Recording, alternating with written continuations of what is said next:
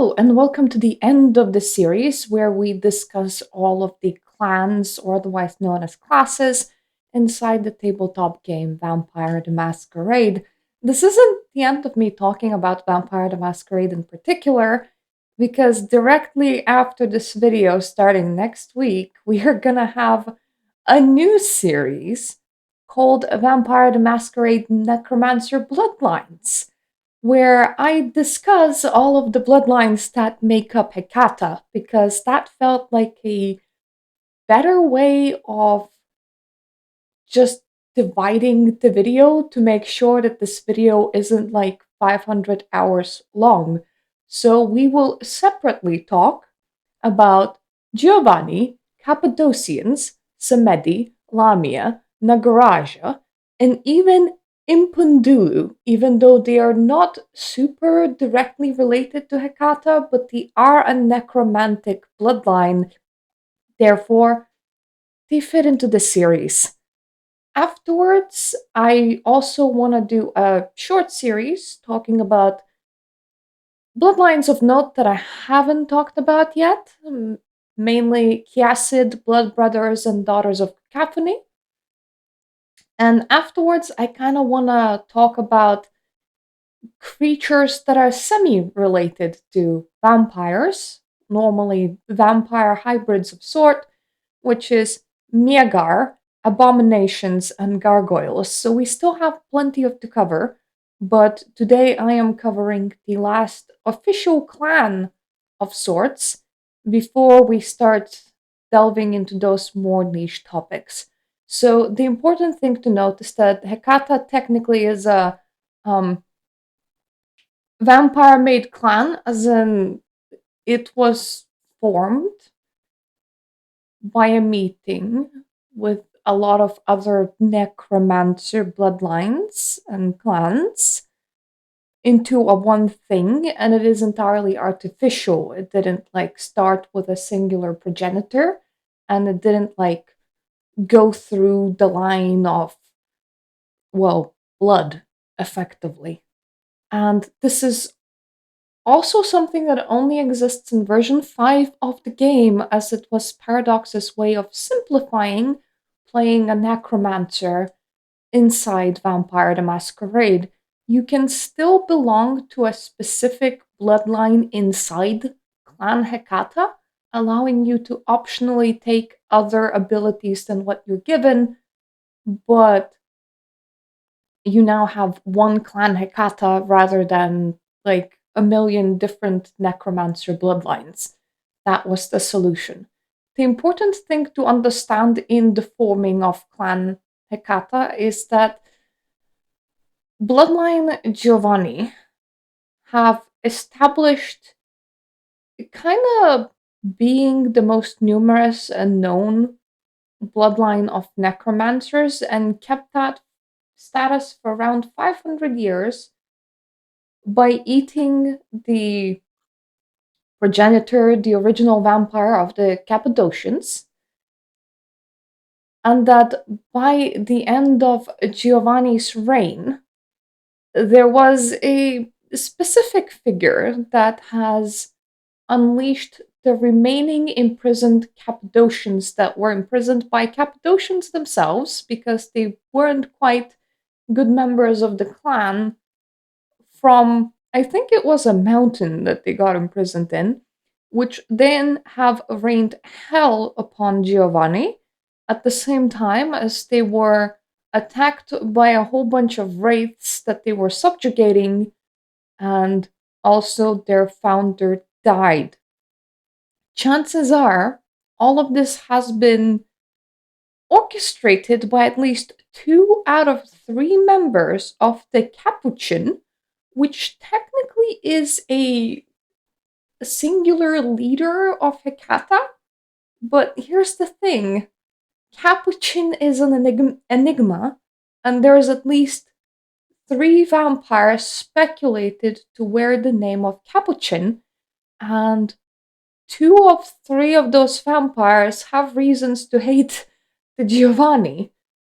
So you see where this is going. There has been a war on Giovanni, and they were pushed into calling a meeting between different bloodlines of necromancers, and from that meeting, the unified clan Hecata has been born. The second leadership part of Clan Hecata is the Anziani Council, which used to lead Giovanni. So it is kind of a Giovanni thing, together with a leader that kind of perhaps two-thirds hates Giovanni.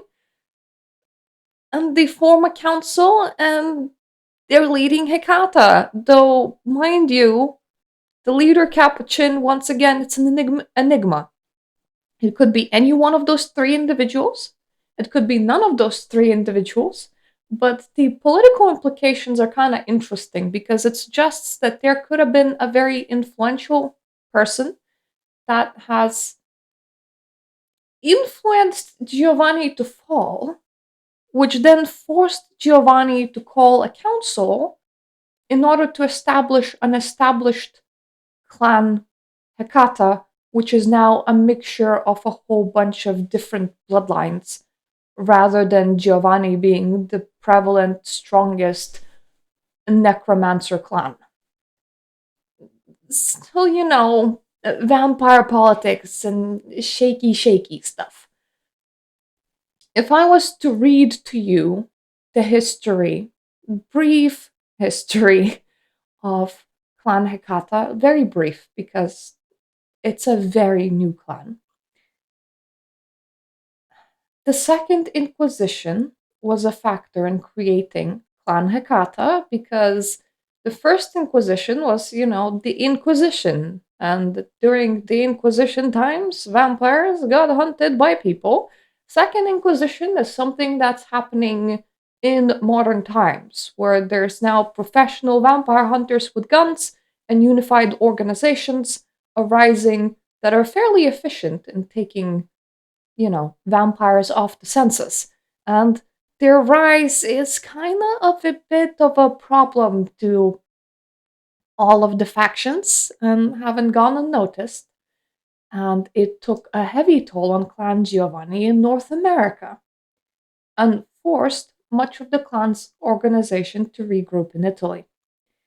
Then there was a promise between Clan Giovanni and the faction of Camarilla, which is one of the vampire factions, that now faction Camarilla is more of a, I don't know, imperialist, organized, strict block of a faction that effectively rules their members a bit with an iron thumb, and they have like a pyramid scheme of a power structure with really the most powerful not being seen almost at all. And then you have like council, I believe, and then you have like individual princes that rule like groups of land and are in charge of vampires over there.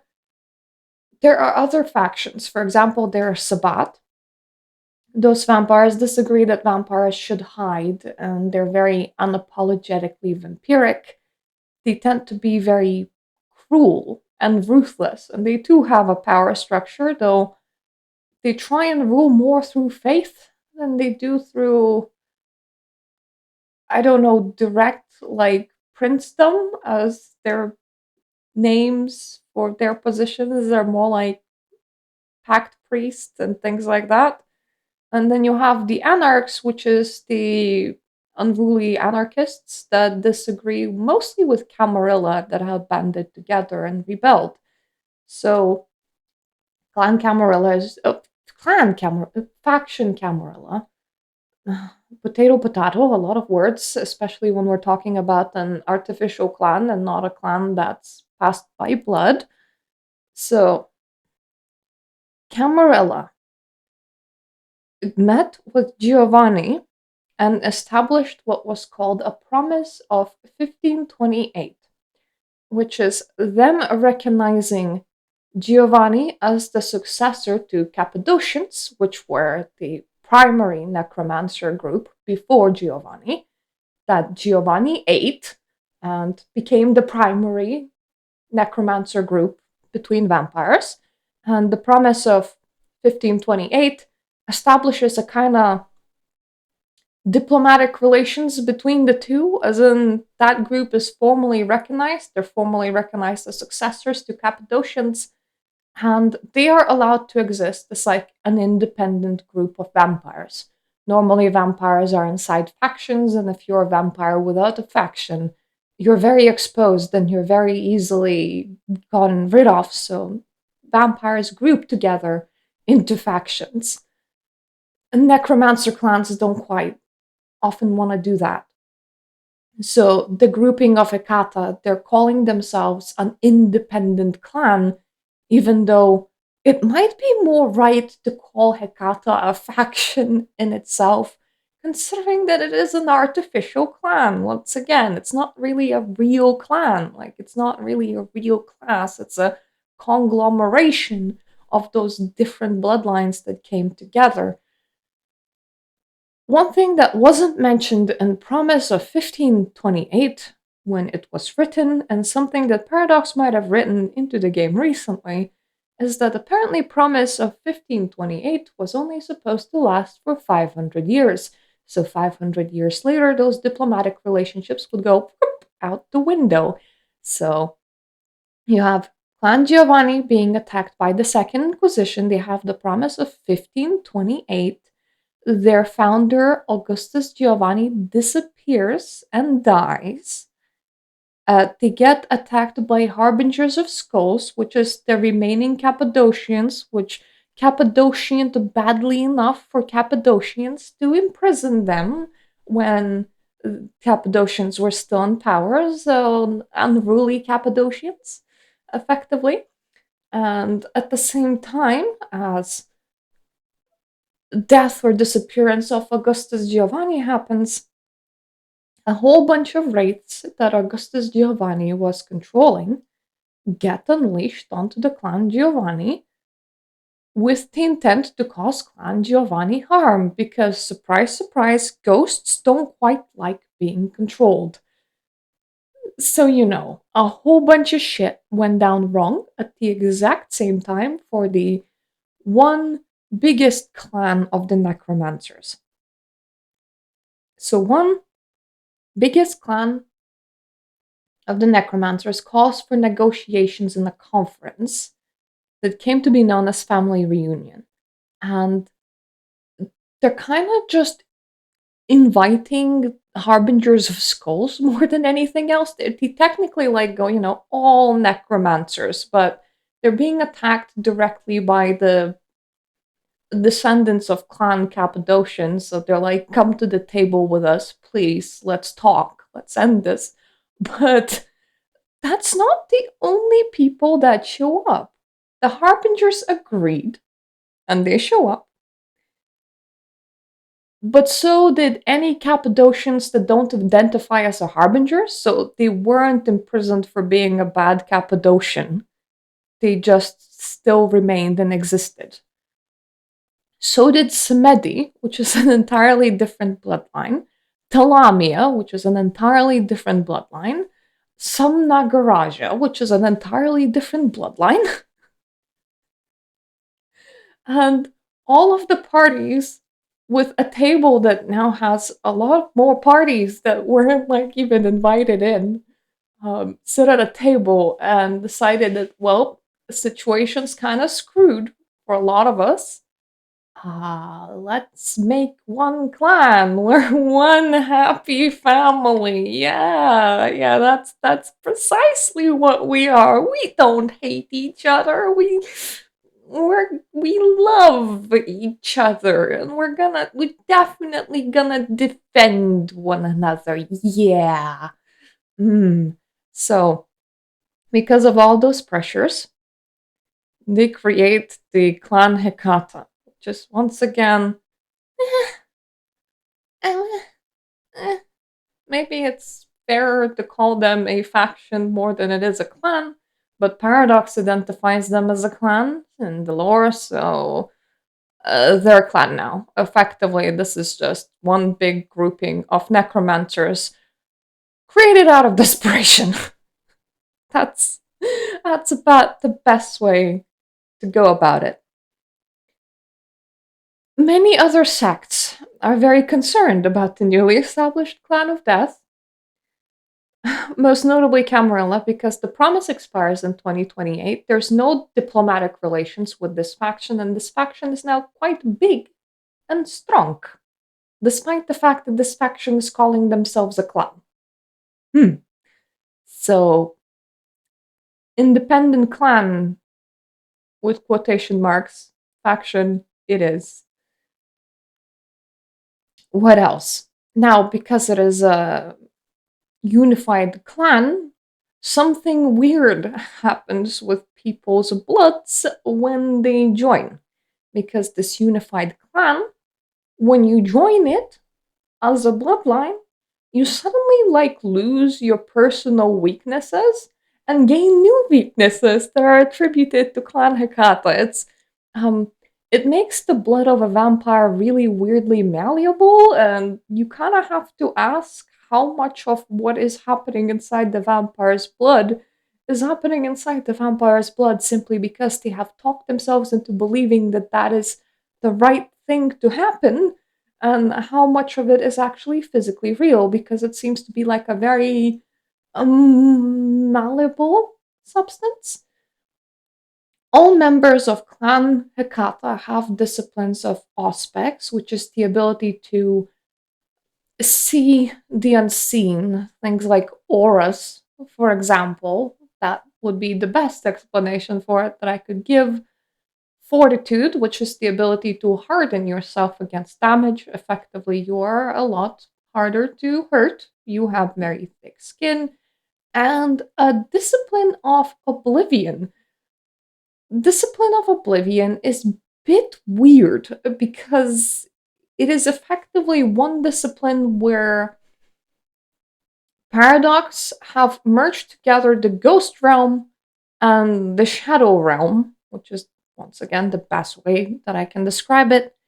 The shadow realm used to belong to La Sombra, with them able to utilize shadows, make tentacles out of them, and be very in tune with that void. And the ghost realm was more like a necromancer realm. Now they're like smash one and the same.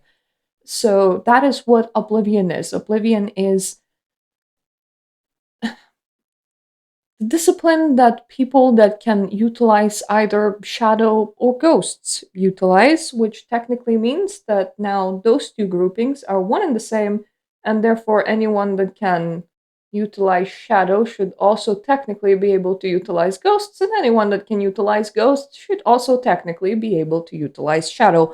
Really weird things are happening with vampire blood inside Vampire the Masquerade. It's very unstable. Let's say it that way. In reality, if we go out of storytelling world, I think Paradox just did a very clumsy job in merging a whole bunch of lore areas and disciplines and other actions in order to make version 5 simplified, easier to use, and easier to understand. But when you merge a lot of abilities into one ability, it just becomes a hodgepodge. When you merge a whole bunch of separate bloodlines into one clan, quote unquote clan, it becomes a weird hodgepodge. So that is what it is. I hope I explained Oblivion well enough to you. You either deal with tentacles, shadow tentacles, shadows. You can deal with other things that are shadows, like traveling through shadows and seeing through shadows. Shadow stuff, cool. Or you're dealing with necromancy, wraiths, controlling ghosts, traveling through the ghost world, and that sort of thing. Which way you approach depends on which clan you are. So if you're a clan that's supposed to have shadows, that's what you're gonna have. But I don't like this merging of everything into one. In my opinion, it makes it a lot harder because once again, technically, there's now no reason why a quote unquote necromancer couldn't specialize entirely in shadow magic, and while why quote unquote shadow magic practitioner couldn't utilize exclusively in ghosts. Like those two are that's one and the same ability with just like a different selection of powers under each dot invested, which I mean majority of storytellers, if you play a La Sombra and take ghost powers, will probably be like, please give me a good reason for doing this. But they technically don't have to, because technically that is an option under the discipline that, you're powering up on your sheet. So technically you can, which makes this all very weird thing, especially how normally vampires are very, very defensive of their abilities, and their abilities becoming utilized by hands of a different clan being like a really big deal. They normally don't want to share them, especially things that are as secretive and kept away from regular vampire society as necromancy is. This is like a very private, very specific box that is also a very competitive box between all the clans that were doing necromancy. So every vampire clan is supposed to have weaknesses. And this is gonna be really weird because Nagaraja, for example, had to eat flesh, and Samedi used to decay. When they join Hecata, suddenly their weaknesses entirely change. Mm. All Hecata shared the painful kiss, which used to be a weakness attributed to the Giovanni, where instead of giving a very pleasurable bite, normally when a vampire bites a person, they are effectively having a full body orgasm, and that makes them a lot less likely to resist, and they just kind of go limp inside the vampire's hands and don't quite try to fight against it. Those that do, especially in other clans like Clan Gangrel, tend to get respect and can even be turned into a vampire just based on the fact that they fought against being bitten after being bitten. So there's that. Painful Kiss kind of inverts that. Instead of having a full body orgasm where you're just feeling unbelievable pleasure, everything hurts. And you still go limp and you still really can't move all that much, but everything hurts. It's like all of your nerves are firing at once and you're just trapped in hell. That used to be something that was exclusive to Giovanni as a weakness. Now it's a shared clan Hecata weakness. There is a variant of decay. So if you want to be a spicy Hecata, instead of taking the painful kiss, you can instead take decay, where everything around you decays at a much higher pace than normal. So all your books fall apart, all the furniture that you're in contact kind of falls apart. Like if a table normally would take 100 years to fall apart, with your use it might only take like a decade. Obviously not very good for any living creatures around you. You're probably not going to have any plants anywhere near you because everything around you just decays. That is an optional variant that you can select instead of having the painful kiss. Now, compulsion is something that happens when you botch a roll. And compulsion for Clan Hecata is morbidity. A sense of morbid curiosity overtakes the Hecata, gripping them by their beast. And the beast is something that's inside the vampire. Think Jekyll and Hyde. Hyde? Hyde! Oh, yeah. Think Jekyll and Hyde. The beast is effectively your primal urges. It will sort of protect you by getting you away from things that might murder you. But also, if you're very hungry, the beast can take over and just eat the nearest thing next to you, completely ignoring your emotional attachments. If you get very angry, you can entirely lose your self control and just have the beast take over, and you will frenzy and you will destroy anyone around you. You can also have the beast take over in combat, which is not ideal. You will effectively become a blind killing machine, but you are a blind killing machine. You're thinking a lot less. And of course, you can lose yourself to your beast if you fall off humanity or the path that you have been following to replace humanity. So, like, it's sort of a moral code for a vampire. If you're doing really, really badly at it and you feel bad, and you completely run out of this little measurement inside your character sheet, your character becomes an unplayable, non playable character because you entirely lose your mind to your primal urges and there's no more you left. So, part of the whole vampire game is keeping your beast at bay. The Hecata's blood urges them to study the individuals around them for signs of illness, frailty, or impending death, until they have either predicted a death or solved the cause of a local one.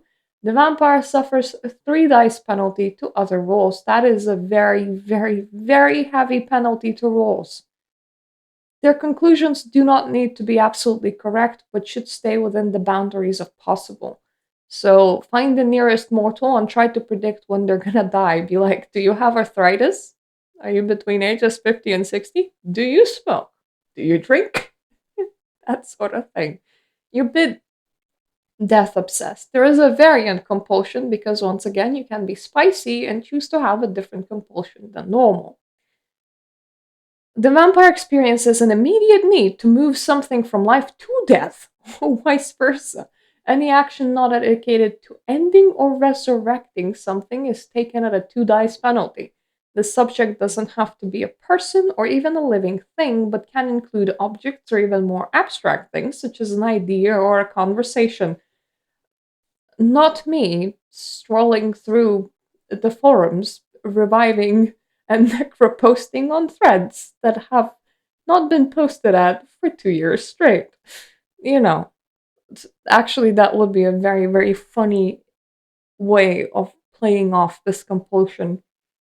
The compulsion lasts until the vampire manages to kill or return something to life, figuratively or literally. So, if you want to be spicy, play Clan Hecata, take a variant compulsion, and every single time when you botch a roll, tell your storyteller that your vampire locates the nearest computer, scrolls through a random forum or Reddit or anything else of their choosing, and necro posts, which is posts in a thread that hasn't been posted in years, to try and bring the thread back to life.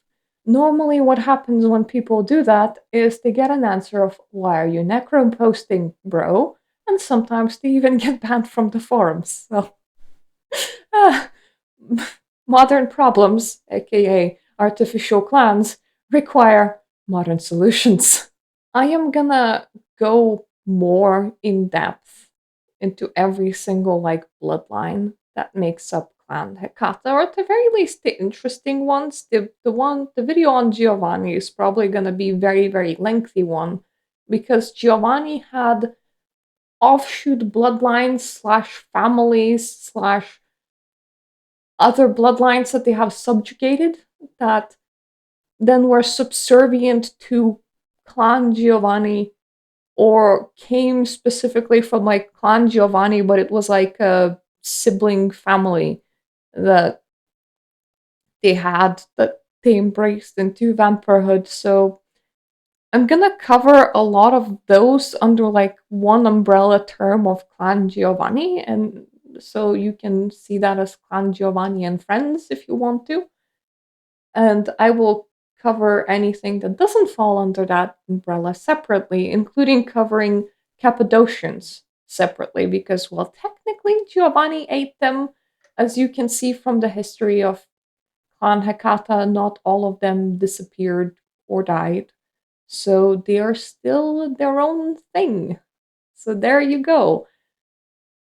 Instead of having one 5-hour video, look forward to us unraveling necromancers one step at a time, with me probably once again starting from the easiest ones to explain and then progressing to the ones that I will need to make the longest videos for. I hope this was a fairly understandable explanation on what Clan Hecata is inside version 5 of the game, because it hasn't existed before that version. If not, please feel free to ask any questions in the comment section down below. I will try to answer them as best as I can. There is a link to wiki that explains Clan Hecata. If you rather read than listen to me mumble, do click into there and go and read it. It might make the whole thing a lot clearer. If you have any opinions on Clan Hecata or Paradox's decision to make Clan Hecata a thing, please also share them in the comments down below. I love having a conversation. It is quite sad when a video has none. Thank you so much for watching. If you're still with me, thank you for listening. If you like this video and if you're not already subscribed to me, please take a look at what else my channel offers. I like talking about gaming. I like talking about Vampire the Masquerade tabletop in particular. Other tabletops in the future? Maybe, maybe not. We'll see. I like talking about vampires sometimes, but sometimes I also talk about very girly games, and sometimes I talk about real life occult practices. This is like a really mixed channel. Make sure that you like what you're subscribing to, and if you do, I would love a subscription from you. I am now currently, when recording this video, at 9,000 subscribers. This channel has existed for 15 years, I think.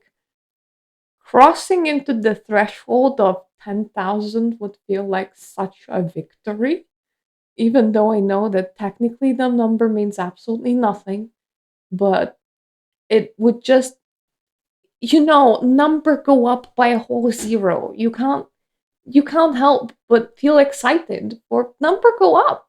Number go up. Number go up. So if you're already subscribed, thank you so much for your support. I hope I'm not bothering you with these videos, and I hope that I'm not boring you with these videos. And if you're my Patreon subscriber, thank you so much for allowing me to engage in the world of gaming and tabletops, as my Patreon funds normally go back into funding this channel. It is directly invested back into this channel, and it is the reason why I have funds for entertainment to begin with. So it allows me to, you know, buy video games or buy tabletop books, the kind of things that are normally entertainment budgets. So it goes directly back. So thank you so much for supporting me and for allowing me to make these sort of videos. I am truly grateful to you. And I hope that I'm gonna see you the next time when we're gonna talk about, well, everything that makes up Clan Hecata, effectively. So I hope that I'm gonna see you then. Toodaloo.